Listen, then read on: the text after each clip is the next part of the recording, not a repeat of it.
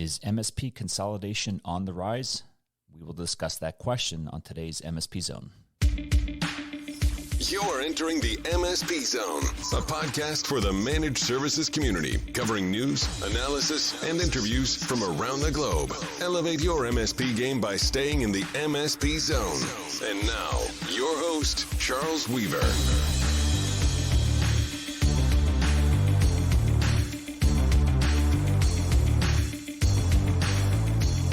So this is a old topic that just keeps coming back, and that's fine. It's fine. But I'm just always fascinated by the way people on the outside kind of what their perspective is on our industry, on our profession, and it's useful for us to be aware of what other people on the outside looking in have to say about us, and it's also useful for us on the inside to express our opinions and our critiques, if you want to call it that, on those on the outside. Fair enough, and that's what we're going to do today. And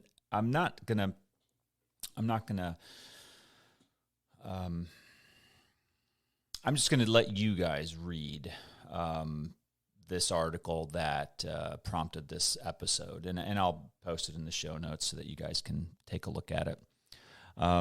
It's an article by TechCrunch, so it's not not an obscure media source by any means. It's not. It's certainly more technical, or not channel necessarily.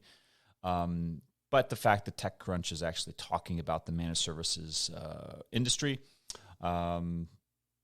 is, it's the sign of the times. I mean, everybody's talking about managed services and MSPs these days. But it's not necessarily the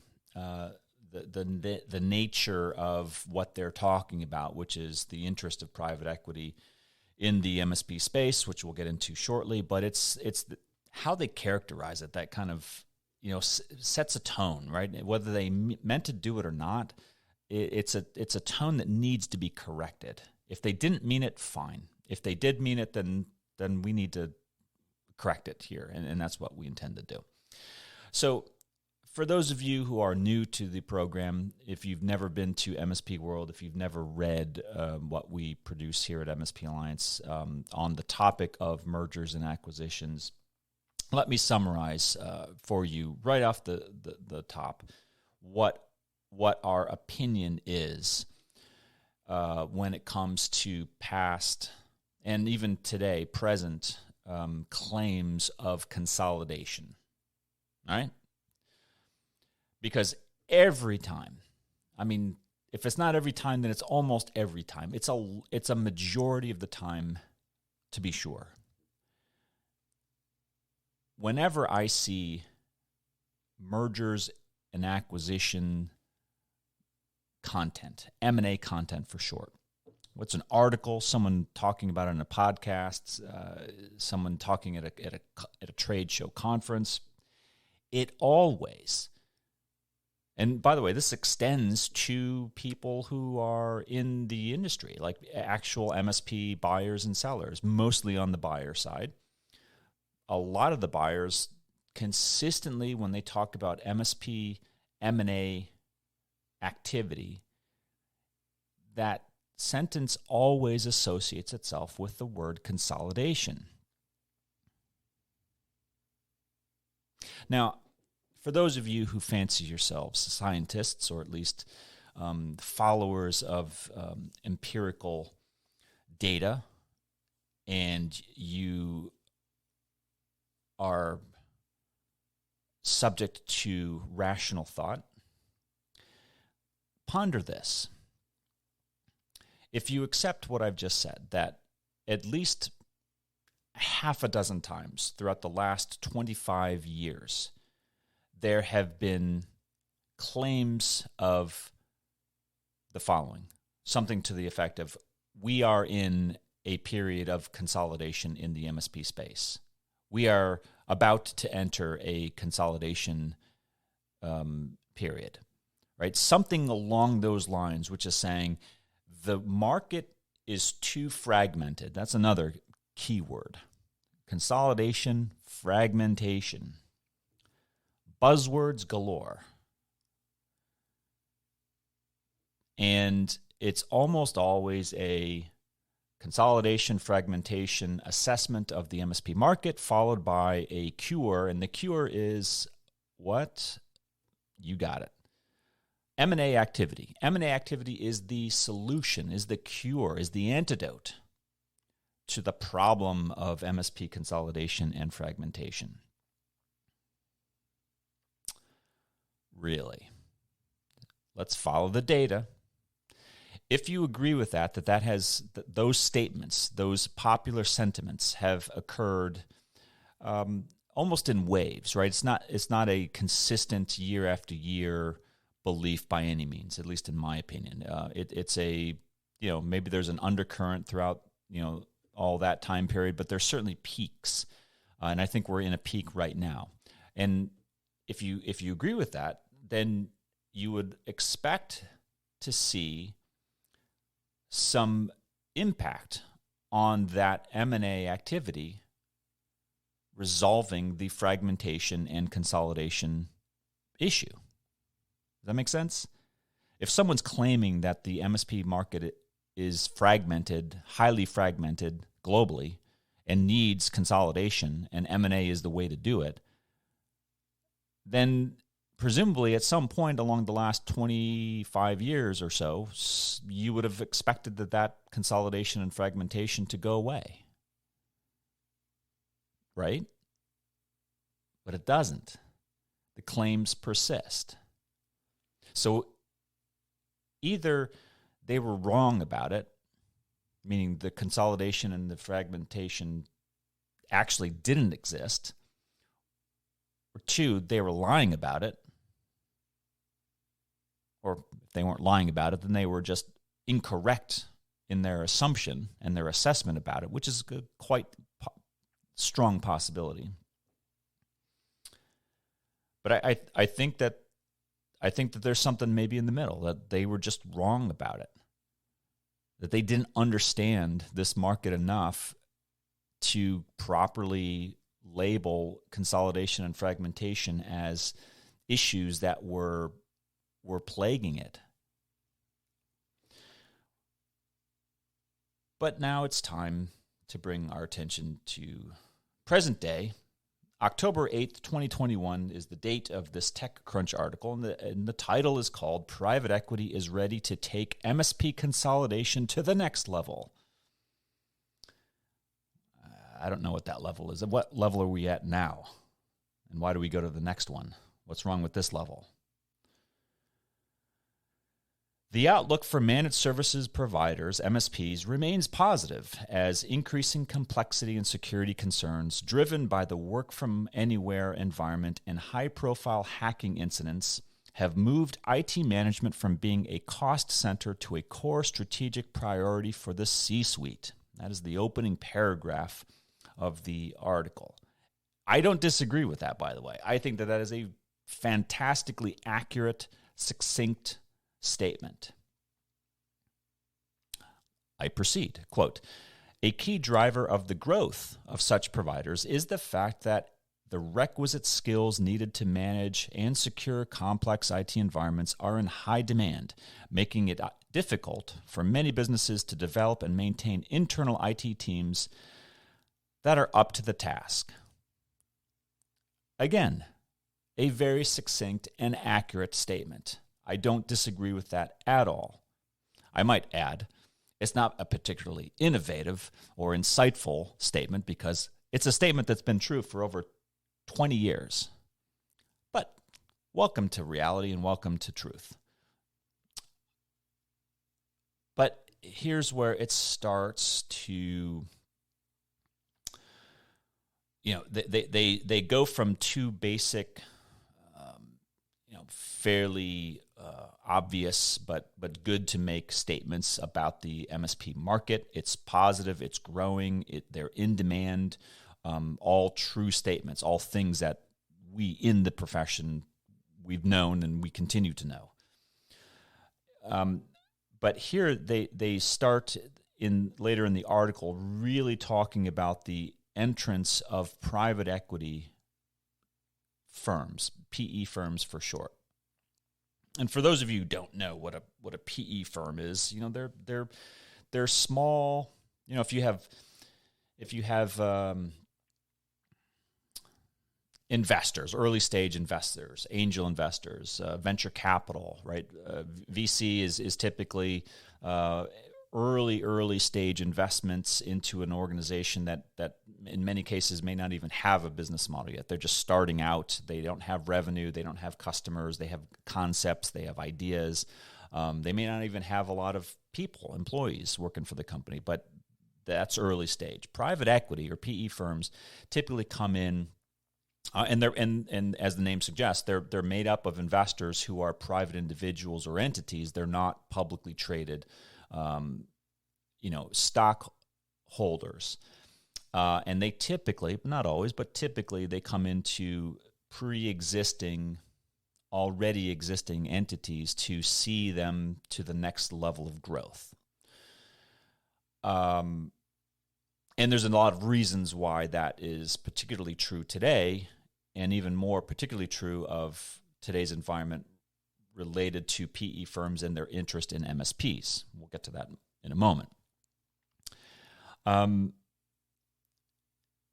here's the article, the thing that gets me, laid down in the article. MSPs have all the ingredients that private equity loves: a strong demand trend, low risk of obsolescence, a sticky service that attracts long-term customers and high recurring revenues, strong cash flow margins, and a relatively asset-light business. Asset-light business means they're not like data centers or other IT organizations like VARs, perhaps, that have traditionally had a lot of inventory or have a lot of capital assets on their books. Like buildings, like data centers have buildings and colos and things like that. MSPs don't. By the way, that has not always been a virtue for the MSPs.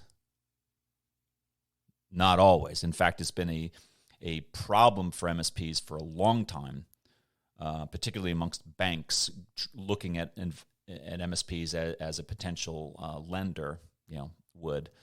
And it's not always been something that investors in MSPs understand. But I'm glad to see that this article highlights it as a virtue, as a positive. Moving on. In addition, with approximately 40,000 MSPs in the U.S. as of 2019, I don't know where they got that number, the industry remains very fragmented, leaving massive opportunities for private equity players to build large companies via acquisitions. And the article goes on, and I think you need to be a member of TechCrunch in order to read it. But let me save you some time and maybe some money, and I'll share with you what my thoughts are. There's way more than 40,000 MSPs in the United States, by the way. A lot more. The massive opportunities to build large companies via acquisition may or may not be true, which is to say that there obviously are, and we've seen large MSP organizations cobbled together in part by M&A. We see it all over. I mean, we see it in the United States, in Canada, in Europe. We see it in Australia. It happens all over. It's not unique to the United States, and it's not unique to MSPs by any means, but it's happened before. But it doesn't mean that it's an issue of consolidation needing to happen or fragmentation, because this ecosystem has existed for a long time, far longer than these authors of this article have realized that MSPs represent a good investment opportunity. I think I could show you a couple hundred MSPs from 20 years ago who would have told them that same thing in obvious, clear ways. But nevertheless, they believe, the article's authors, I think at least one of them is a banker, a professional banker, is that the private equity community is firmly aware of and pursuing activities within the MSP space. That is an undeniable reality today. I don't disagree with that at all. That is real. I've never seen more private equity firms swirling around the managed services sector than I have this year.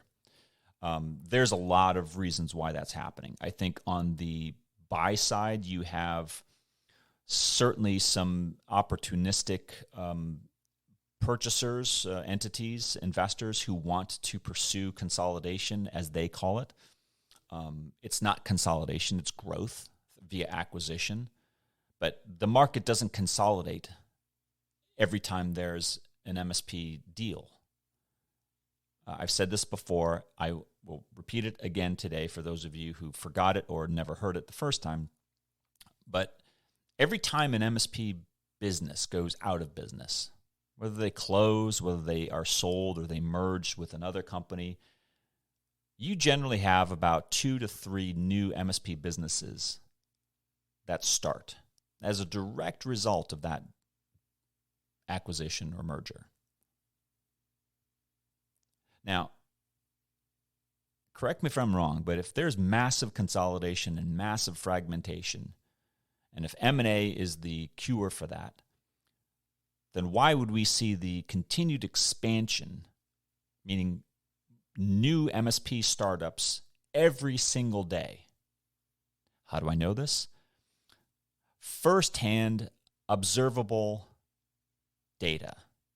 I see it because I see startup MSPs send in an application to join MSP Alliance every week. We see them coming in. We talk to them on the phone. And there's a lot of them out there. A ton of them came out, and made membership applications and reached out to us during the pandemic. We had a ton of new MSP growth during the pandemic in 2020. So where is this consolidation? And it may seem like a small point, but it's an important point in my opinion, and here's why. I have no problem with the private equity community investing in managed services. Go for it. We need it. It's long overdue. Welcome to the party. But don't call it consolidation. You're not consolidating anything.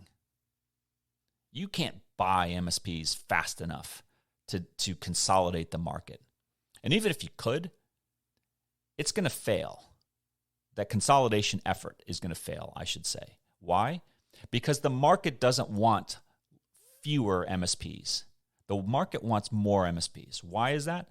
Because in general, for the small and medium-sized business, those businesses want smaller, more nimble, agile MSP organizations. The mid-sized market, the enterprise market, they sometimes want the opposite, and that's fine. But the larger you grow, the bigger an MSP you are.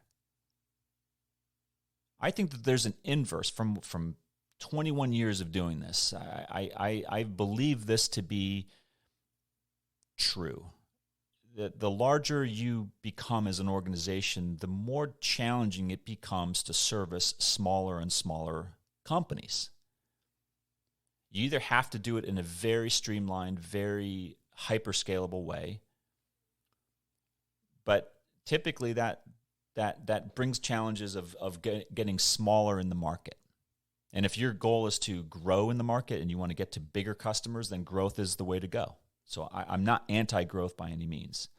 What I'm saying is these hopes of, whether these sounds of consolidation and fragmentation are really, roll-up theories. And I don't want to go into my roll-up beliefs But if their thought is we're just going to make a massive MSP entity through private equity consolidation,